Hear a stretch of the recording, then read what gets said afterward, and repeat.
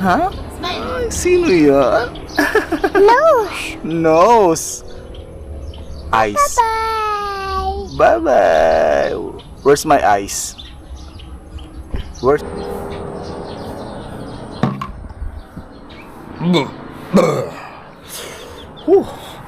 Inubos ko muna mga viewers natin, no, yung ating mango shake para ma-relax tayo ng konti bago natin ituloy yung kwento ng buhay ng aking ama.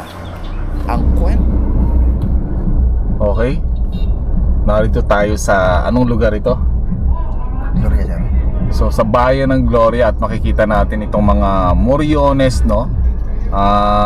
Moriones Festival or Moriones Rides yan. Meron silang parang palabas. Okay. So galing lang tayo ng from Rojas, Oriental Mindoro. Ngayon ay Wednesday, no? Tomorrow ay Thursday, Monday, Thursday, and then Holy Friday. Tama ba? On Friday. So ngayong Wednesday may mga nakikita na tayo mga Moriones dito sa Occidental, sa Oriental Mindoro. In fact, sa Marinduque maraming Moriones, pero nadala ito o nagaya na rin ng Oriental Mindoro kasi tawid lang naman from Gasan, Marinduque to Pinamalayan. Merong bangka dyan na tumatawid at yung ibang mga nakatira from Marinduque dito na rin nanirahan sa Oriental Mindoro. Kaya yung Pinamalayan, Bansud, Gloria, Socorro, even Nauhan ay nagmumoriones festival na rin sila or Moriones Rides. So itong nadaanan na naman natin mga boss chief, meron na namang Moriones festival or Moriones show. So kita natin nagkakagulo yung mga tao, di ba? Ayan, yan. So parang hile-hilera na sila rito. Kanto kada kanto dito sa bayan na to. Ang daming Moriones festival or Moriones rides. Andito tayo mga boss jeep, sa medical center sa Oriental Mindoro, Calapan City. At nagkataon naman na ngayon pa na schedule yung ating check up, Ang araw ngayon ay araw ng Monday, Thursday, ang tawag, Holy Week, Thursday ngayon, Monday, Thursday, Holy Week. Pero nataon na ngayon naka-schedule yung check up natin for general check up, dito sa medical center, Mindoro Medical Center, Calapan City, Oriental Mindoro. Kaya samahan nyo ako, kaya lang bawal kasi mag-video, mag-picture sa loob ng hospital na to, Kaya lang alam nyo ba na napakaganda sa loob nito, parang art gallery. Sobrang ganda, kaya lang hindi ko mapapakita sa inyo kung ano yung nasa loob niya dahil medyo ito yung bagong hospital dito sa Calapan City at high class, magandang classic hospital. Samahan nyo ako, pa-check up tayo. Ayan mga boss chief, pasok na tayo sa loob, Nauna na yung ating mahal na Reyna. Iniwan tayo, patulog-tulog kasi tayo kaya iniwan niya na tayo. Kaya lang bawal, sabi ko mag-video dito, kaya hanggang dito lang. Kailangan na natin siyang patayin. Patayin na natin, baka mapagalitan tayo So tapos na yung check up natin. So meron tayong ECG, laboratory analysis, urinalysis, and radiologist. So maraming general check-up pagkatapos lang namin mag-check up. So ngayon pauwi na kami. So kahit Holy Week talaga naman nasa hospital kami. Mga iba yan nagpipinitensya kami nasa hospital kasi tomorrow pabalik pa rin tayo,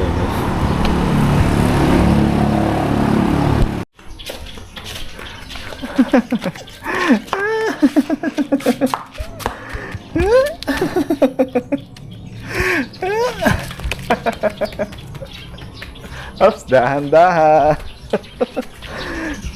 Dahan-dahan. That is bird. Bird. Yay, bird. Yeah.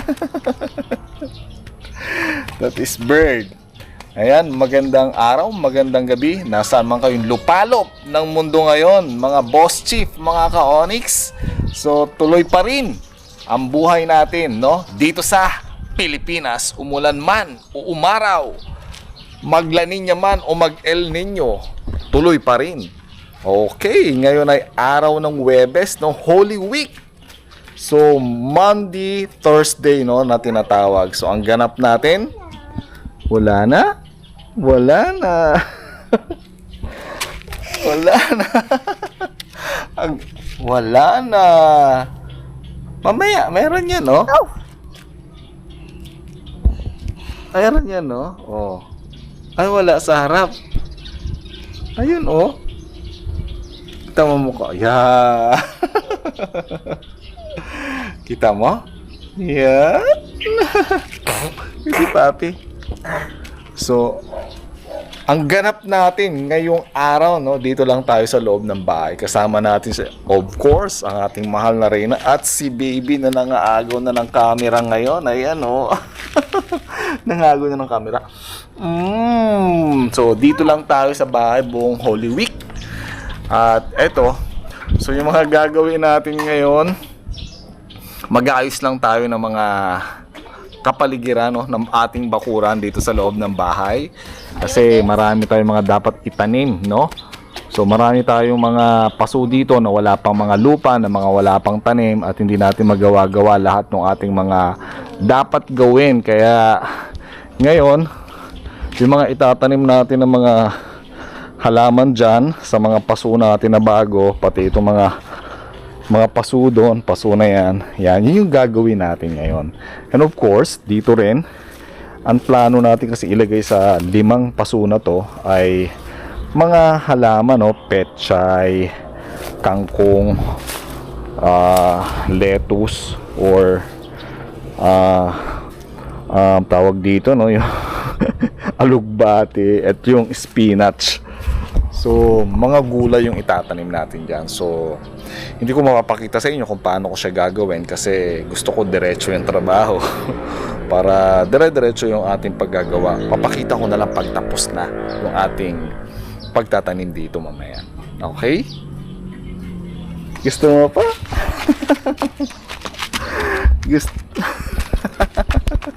Gusto niya pa raw nung camera. Ano yan? Ikaw yan? Sino yung cute na yan? Smile. Ha? Smile. Ay, sino yan? Nose. Nose. Eyes. Bye. Bye-bye. Where's my eyes? Where's your nose? Your nose. Wala na. Tayo na natin. Tayo na natin. More? Ayan pa, oh. More. Do you want more? Who's that? That is Kali.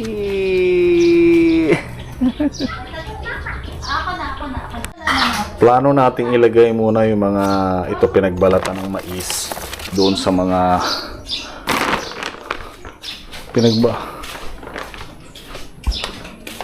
itong mga pinagbalatan ng mais dito sa ilalim mismo ng mga paso na to, no? Lalo na yung mga tataniman natin ng gulay. Yan.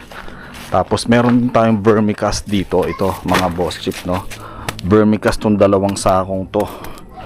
Vermicast yan. So nahingi natin siya at ilalagay natin din dyan. Pero lalagyan din natin ng lupa. Syempre ihalo natin. Tapos syempre yan. Nangaagaw na naman yung ating baby. Nangaagaw na. Andali. Ano ka magbablog? Dali. Ha? Uwa. Ayan po. Andali, wala na. Dito.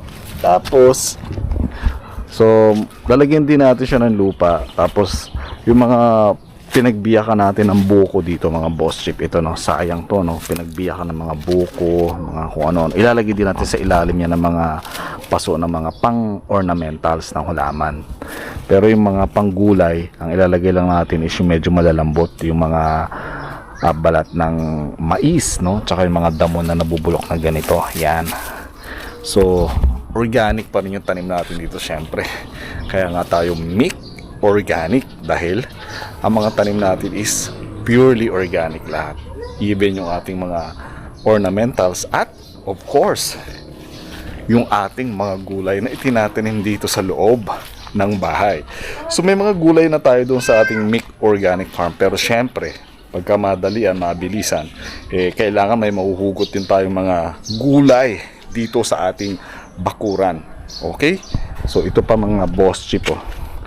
Ito mga turmeric yan tanim natin, oh. Anytime na kailangan natin ng turmeric tsaka luya, ito luya yan, ano? Ready for harvest na ito mga boss chip, oh. Kita nyo ba yan? Ready for harvest na yung mga yan, ano? Okay, so pwede natin siyang i-harvest anytime.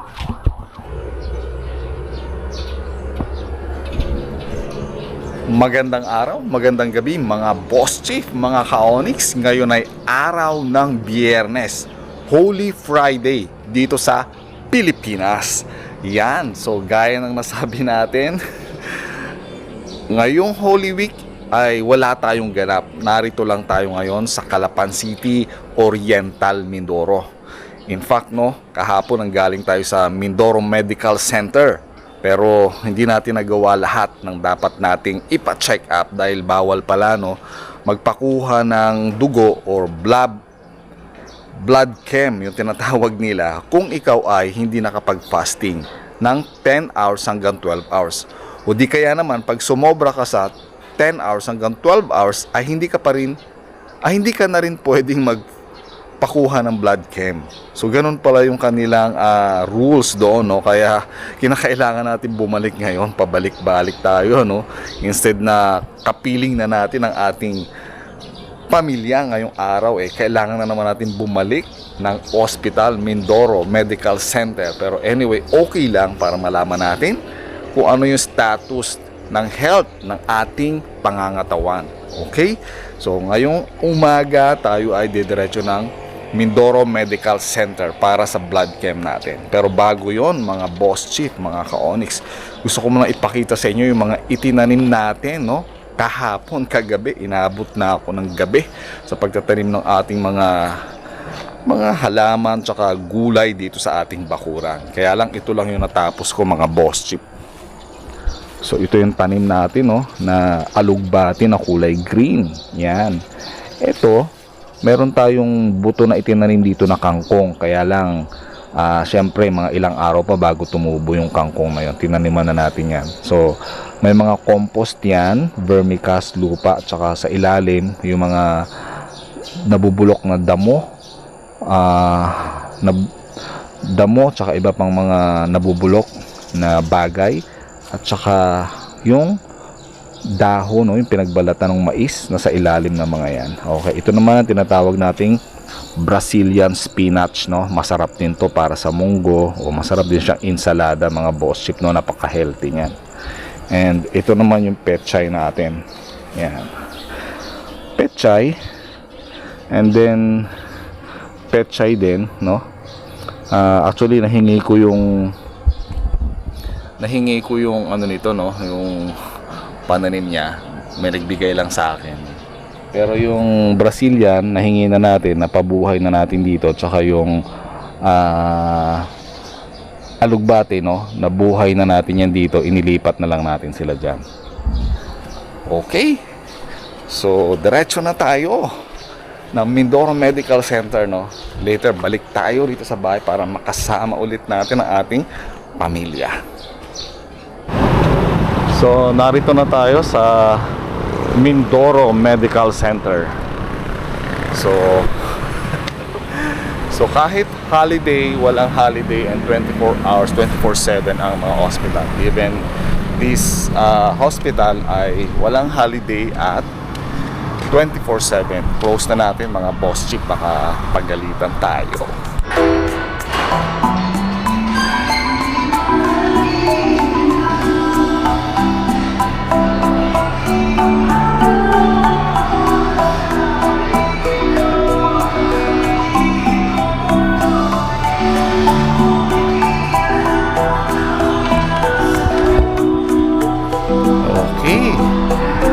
Tapos na tayo sa ating blood chem, no?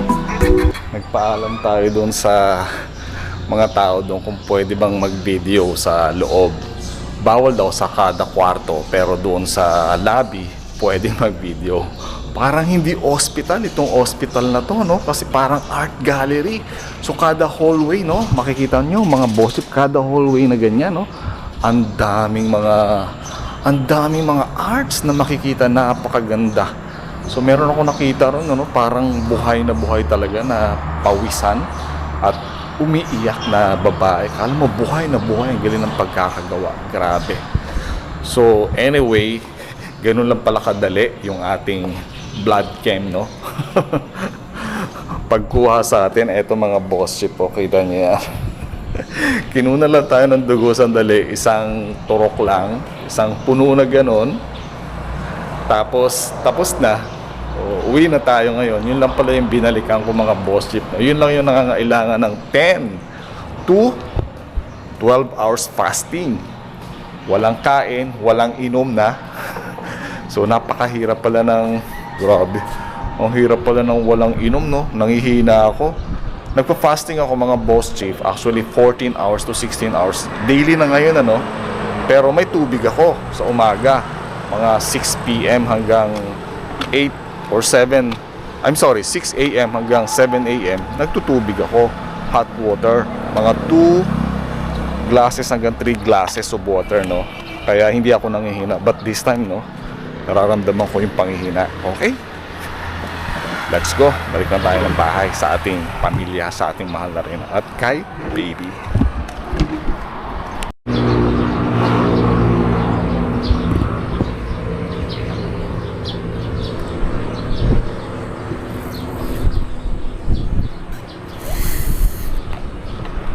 Wow, ang sarap.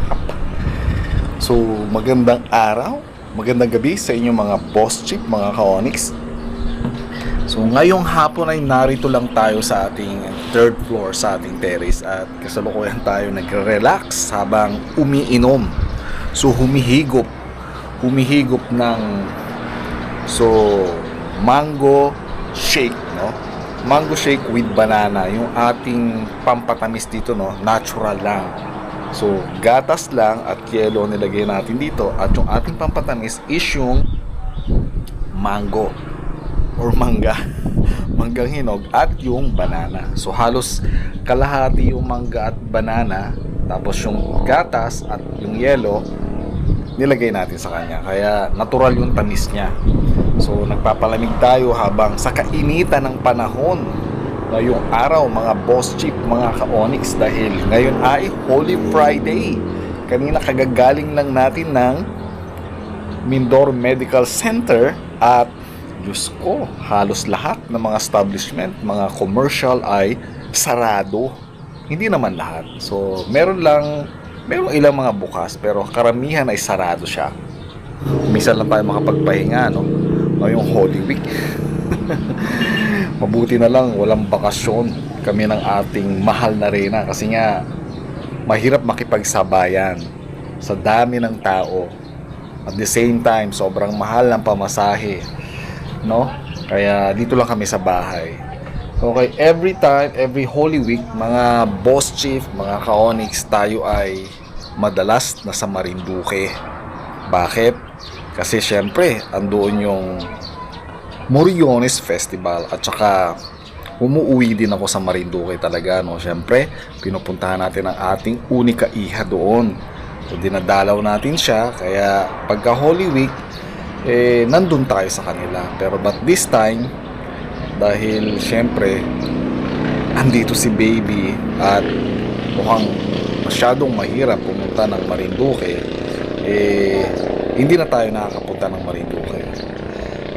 At nung nag-pandemic din, yung pandemic nagpupunta pa rin tayo, kaya lang yun nga, alam niyo sa Marinduque, no, mga viewers natin, talagang ngayong araw mula Monday hanggang Linggo, talagang sobrang daming tao doon. Grabe, ang dami kasing palabas, ang daming Moriones Festival, Moriones Rides, Moriones Parade, ang daming palabas dahil kilalang kilala ang Marinduque pagdating sa sinakulo o Moriones. Kaya dinarayo talaga ito ng napakaraming tao. Every year yan. Kaya meron ako mga vlogs na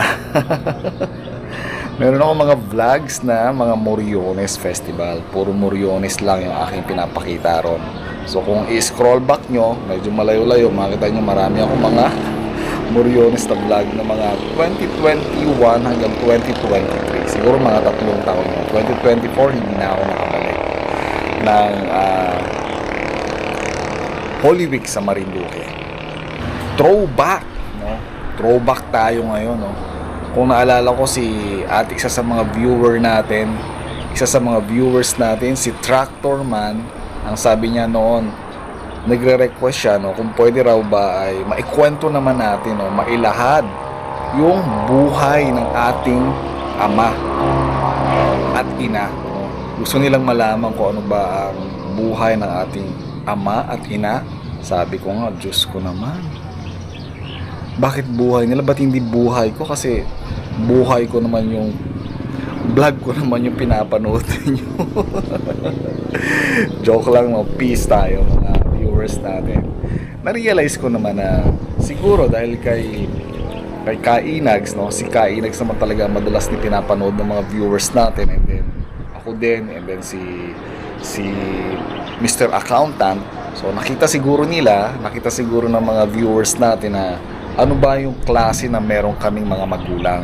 Kaya siguro gusto nilang malaman, no, kung anong klase meron kaming mga magulang, ang nanay namin, ang tatay namin, at kami ay nakarating sa ganitong kinatatayuan namin.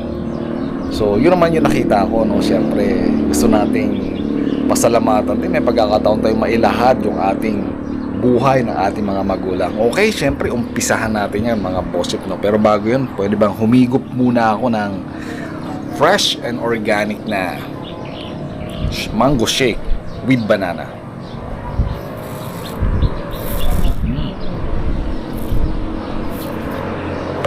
Napakasarap ng malamig na shake sa ganito init na panahon ngayon, ano? Nandito tayo ngayon sa ating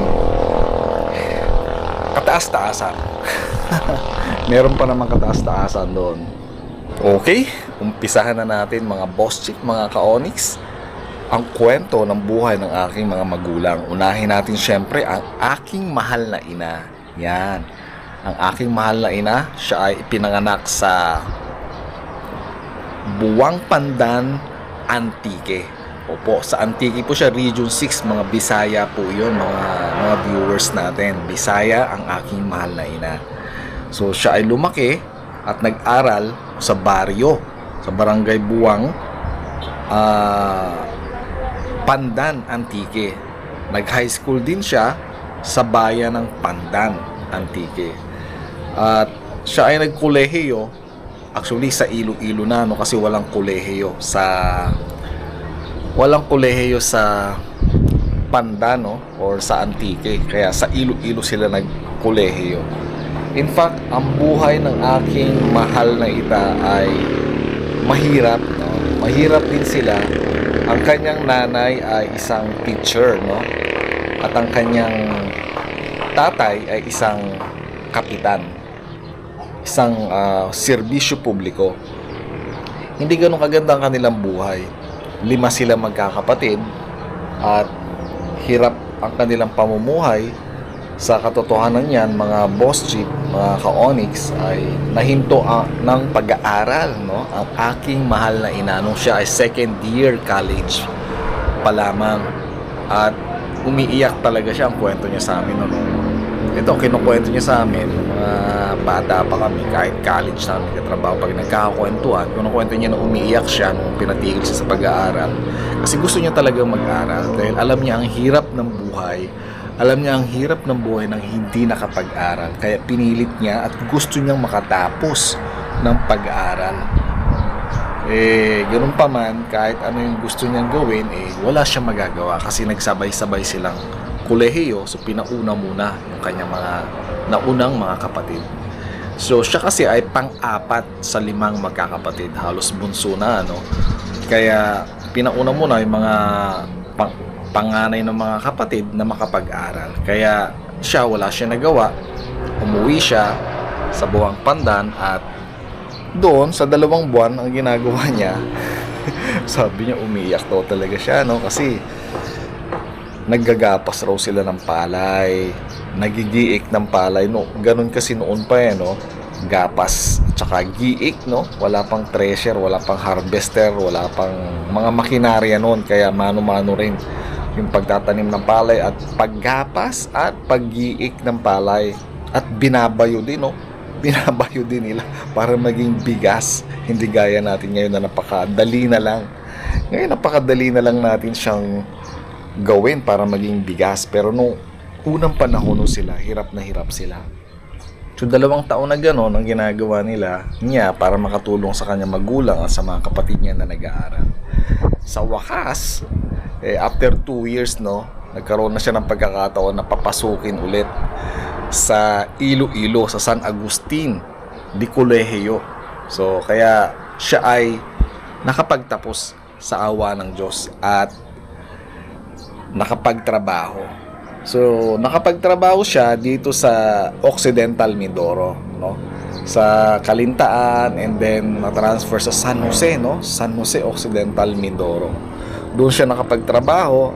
At the same time, siya ay nag-retire as district supervisor sa bayan ng Rizal. Katabing bayan lang yan ng San Jose Occidental Mindoro. Medyo maiksi lang, pinaiksi ko lang sa inyo kung ano yung brief na kwento ng aking mahal na ina, na sila ay mahirap din na pamilya at hindi rin sila ganun karangya ang kanilang buhay, at siya ay mismong nagpursige na makapagtapos ng pag-aaral. Sa kanyang pagpupursige, siya rin ay nagpursige sa kanyang trabaho, kaya siya ay nag-retire nga, gaya ng sabi ko, no, as district supervisor.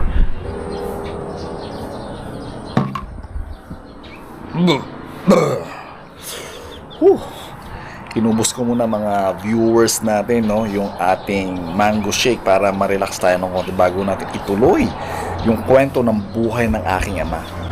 Ang kwento ng buhay ng aking mahal na ama ay mas makulay.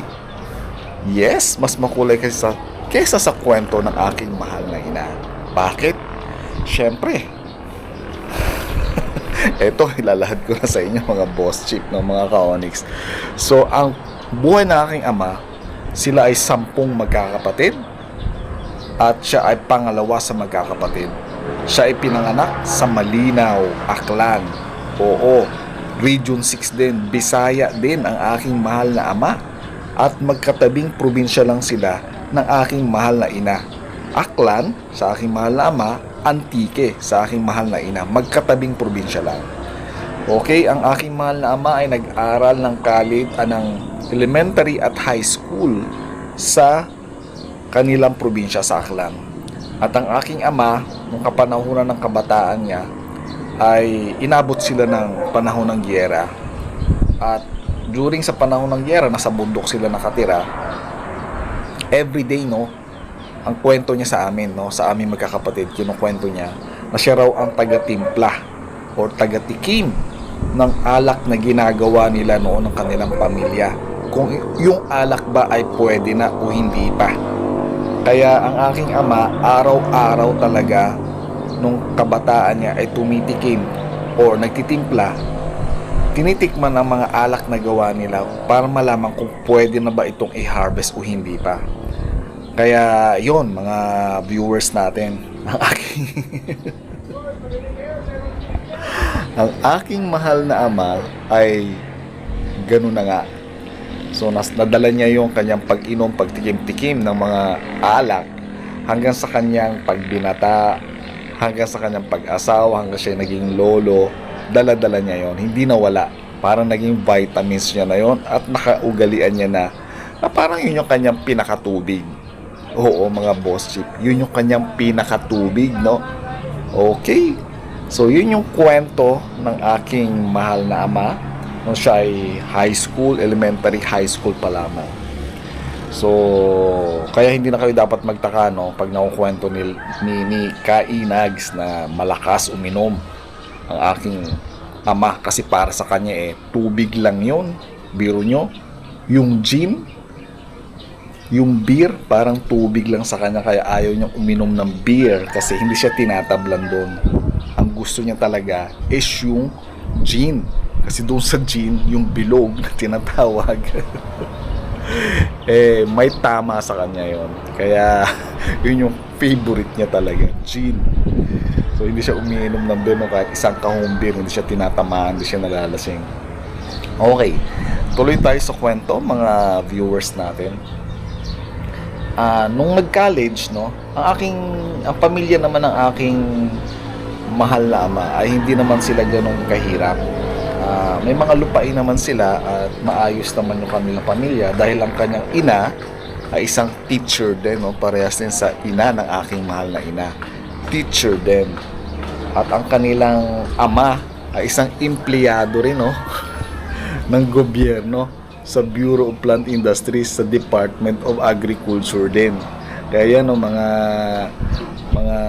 viewers natin, no, ang aking lolo sa side ng aking ama ay isang agriculturist din, isang government employee sa Bureau of Plant Industry, Department of Agriculture. So parehas kami ng aking lolo. Okay? And yung aking ama ay siya ay nagkolehiyo, no, sa UP Los Baños. Bago siya nag-aral sa UP Los Baños, ay nag-aral muna siya ng seaman, no, sa Santa Cruz. Nag-aral ng pagkasiman, no, nautical engineering. So nag-aral siya doon at nakapagtapos siya. Nung siya ay nakapagtapos, siya ngayon ay siyempre pumasok na rin, nag-seaman, pumasok ng barko, local travel lang siya, no. Parang local travel dito sa Aklan din, going to Manila yata, no, Numancia, Aklan to Manila, yung kanyang biyahe. Kaya lang, hindi nagtagal, ang aking ama ay napatalsik doon. Alam niyo ba kung bakit? Kasi kwento rin ng aking ama sa amin, ano, medyo may kalokohan din siya nung siya ay kabataan. Marami din siyang kalokohan, kaya yun yung naging sani, kaya siya napaalis, no, doon sa kanyang trabaho, sa kanyang pagiging seaman. So, meron kasi siyang nililigawan noon sa barko daw. Tapos parang inano siya ng kanilang senior, yung mga boss nila doon sa barko, parang napahiya siya doon sa babae kasi para siguro oras ng duty o hindi natin alam kung ano ba talaga o tapos na ang duty niya. Basta parang napahiya siya kasi pinagalitan yata siya sa harapan ng babaeng nililigawan niya doon sa barko. Nagalit ang aking ama, no? Delikado pala magalit ang aking ama. Pero mabait yun, no, mga viewers natin. Kaya lang that time, siguro kabataan, kapusukan. Kaya, ang nangyari, pagbaba nila, no, sa Numancia, Aklan. Diyos ko po, nagtawag ang aking ama ng mga ng mga tropa, siguro mga kamag-anak din. At, alam nyo ba, pagka ang mga seaman ay dumaong na sa isang bayan, sa isang probinsya, sila ay bumababa doon sa probinsya na yun. Kaya inabangan nila, no, bumaba na, nagdumaong sila sa Aklan, sa Numancia, ay naunang bumaba ang aking ama. Naunang bumaba ang aking ama na hindi nila alam. At tinawag niya na yung kanyang mga tropa, mga barkada niya. And then, inabangan nila ngayon, no, yung senior chief. Senior chief ang tawag, basta boss nila yun, ano. Inabangan nila. Ayun, binugbog. Kawawa. Binugbog, pero wala siya doon, ano. Kaya hindi alam kung sino yung nagpabugbog sa kanya. Pero later on, dahil sa pag-iimbestiga, yun, nalaman nang may mastermind pala is yung aking ama. Kaya siya ngayon ay napatapon, no, so sa kanyang trabaho, kaya nawala siya ng trabaho. Pero napakabait ng kanyang mga magulang, no, si Loloy, no, napakabait. So dahil wala na siyang trabaho, pinaalis na siya, dami niyang kalokohan sa kanyang pagiging seaman doon sa pinabugbog niya. Excuse me mga bossip, no, natigay tayo. Sarap ng ating shake mango. Pinaaral pa rin siya ng aming lolo, si Loloy, no. Ngayon naman, pinaaral na siya doon sa UP Los Baños. At ang pinakuha sa kanya ay yung parehong course ng aking lolo, agriculture. Oo, mga boss chief, mga ka-Onyx, ang aking ama ay kumuha rin ng agriculture course. 2 course niya sa UPLB, UP Los Baños, no? 2-year course pala sa UP Los Baños, tapos 4-year course naman sa GAOF sa Araneta University. So kilala rin niya sa mga agriculture courses, no? Ang GAOF, no? Gregorio Araneta University. Yon ang kwento ng aking mahal na ama. Kaya siya ay nakapagtapos ng 2-3 kurso, no? Isang nautical engineer, tsaka isang 2-year course na agriculture sa UPLB at isang 4-year course na agriculture din sa Araneta University sa GAOF. Yan, sa Manila din to, no? Sa may Malabon yata, kung di ako nagkakamali, sa may monumento malapit. At siya ay nakapagtrabaho naman ng kanyang agriculture course dito rin, no? Sa Occidental Mindoro. Yan ang kwento, no? Kaya siguro nagtatanong, baka tinatanong iba nating mga viewers dyan, paano naman nagkita ang aking mahal na ama at ang aking mahal na ina. Yan, syempre pareha sa mga trabaho nila. Ang aking mahal na ina naghanap ng trabaho at dito nakakita ng trabaho sa Occidental Mindoro. Ang aking ama, ganoon din naghanap ng trabaho, dito rin nakakita ng trabaho sa Occidental Mindoro.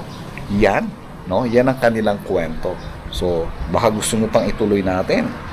So, kung paano ba sila nagkaligawan at paano ba sila nagkatuluyan, gusto nyo pa ba? Okay, sige, sandali lamang mga viewers, boss, mga ka-Onyx, ha. Mamaya, babalikan namin kayo. Ayan, eto na, no? Ituloy na natin, no, yung kwento ng pagkikita ng aking mahal na ama at ng aking mahal na ina. Ayan. Gaya nga ng sabi ko kanina, mga boss chief, ano, ang aking mahal na ama ay napunta ng Occidental Mindoro dahil sa kanyang trabaho. Ganon din ang aking mahal na ina napunta ng Occidental Mindoro dahil sa kanya ring trabaho. At nagkataon naman, no, na nagkasama sila sa isang tirahan.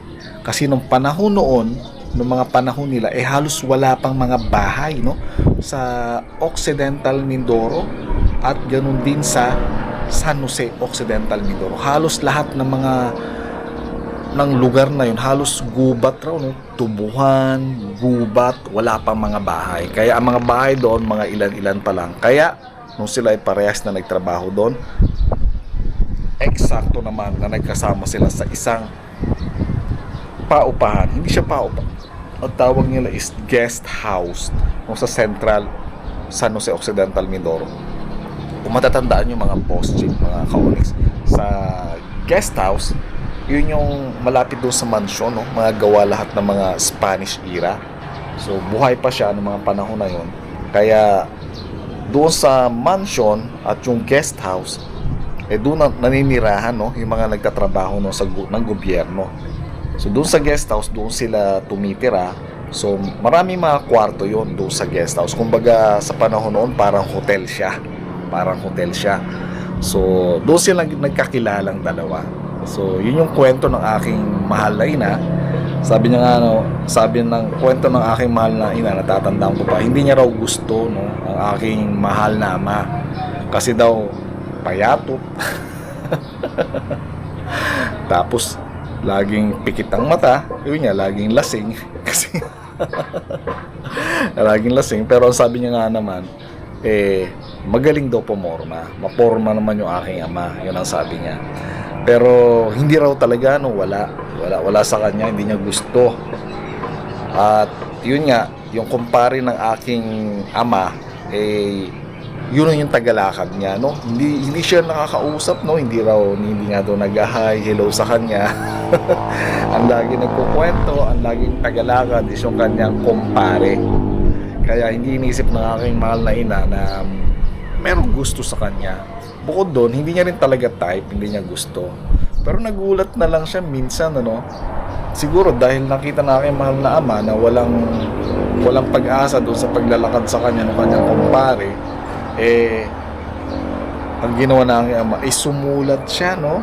Nag-love letter sa aking mahal na ina. Tapos ang kwento ng aking mahal na ina, nung ma-receive niya yung sulat, doon siya humanga. Bakit kanyo, mga viewers natin? Kasi yung penmanship mismo ng aking mahal na ama, no, parang typewriter. Sayang hindi ko may papakita eh. So tinatabi po ng aking mahal na ina yung mga letter, no, yung mga love letter ng aking mahal na ama sa kanya noong unang panahon. So hindi ko lang siya maipakita, mga boss chief. Pasensya na, wala akong maipakita kahit picture nila ngayon. Uwi pa ako ng San Jose. Siguro later on, no? Pag may pagkakataon, pwede kong pakita sa inyo. Pero marahil nakita nyo na rin ito, no, sa mga kwento ni Ka Inags. So dahil siya ay nagtuthrowback din ng mga pictures naming family. So yun yung kwento ng aking mahal na ina sa amin, na doon siya na in love sa pagsusulat sa penmanship ng aking mahal na ama. And then nalaman niya rin na lahat ng mga kapatid niya at pamilya nito ng aking mahal na ama ay mga professional. So parang in love din siya doon. At nakita niya naman na professional yung aking mahal na ama, at nagpakita rin naman, no, ng pagkaseryoso ng aking mahal na ama. Kaya doon nag-umpisa ang kanilang relasyon hanggang sa syempre nabuo kaming 4 na magkakapatid. Si Ka Inags, ako si Boss Chief, si Mr. Accountant, at si Mr. Engineer. Yan po yung kwento ng buhay ng aking mahal na ama at ng aking mahal na ina.